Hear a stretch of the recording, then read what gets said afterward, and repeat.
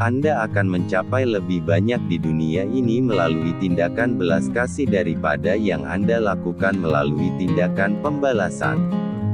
Tidak ada orang yang dilahirkan untuk membenci orang lain karena warna kulitnya, atau latar belakangnya, atau agamanya.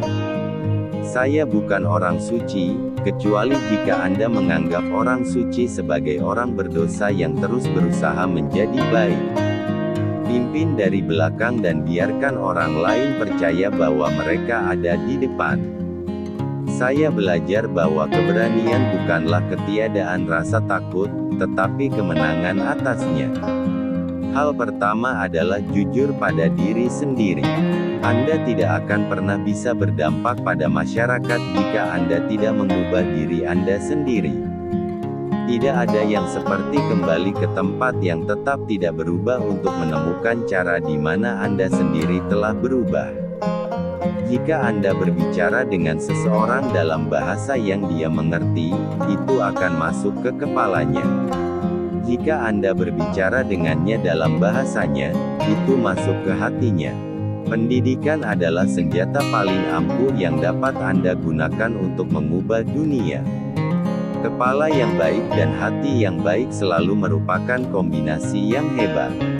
Tetapi, ketika Anda menambahkan lidah atau pena yang melek huruf, maka Anda memiliki sesuatu yang sangat istimewa. Kebencian itu seperti meminum racun dan kemudian berharap itu akan membunuh musuhmu. Ketika seseorang ditolak haknya untuk menjalani kehidupan yang dia yakini, dia tidak punya pilihan selain menjadi penjahat. Jangan menilai saya dari kesuksesan saya. Nilailah saya berapa kali saya jatuh dan bangkit lagi. Saya pada dasarnya adalah seorang yang optimis. Apakah itu berasal dari alam atau pengasuhan? Saya tidak bisa mengatakannya. Saya telah menempuh jalan panjang menuju kebebasan. Saya telah mencoba untuk tidak goyah. Saya telah membuat salah langkah di sepanjang jalan. Jika Anda ingin berdamai dengan musuh Anda harus bekerja dengan musuh Anda. Kemudian, dia menjadi pasanganmu. Kedamaian adalah senjata terbesar untuk pembangunan yang dapat dimiliki setiap orang. Untuk menjadi bebas bukan hanya untuk melepaskan belenggu seseorang, tetapi untuk hidup dengan cara yang menghormati dan meningkatkan kebebasan orang lain. Mengatasi kemiskinan bukanlah tugas amal. Ini adalah tindakan keadilan. Uang tidak akan menciptakan kesuksesan, kebebasan untuk membuatnya yang akan menciptakan kesuksesan. Saya telah menghargai cita-cita masyarakat yang demokratis dan bebas di mana semua orang hidup bersama secara harmonis dan dengan kesempatan yang sama.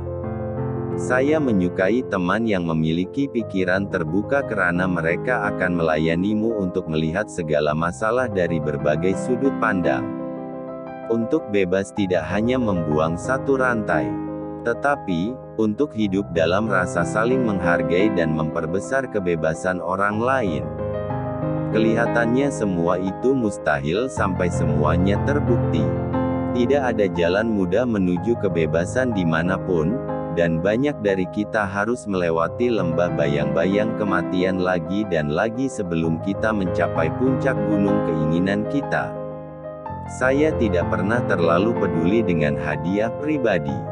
Seseorang tidak menjadi pejuang kemerdekaan dengan harapan memenangkan penghargaan.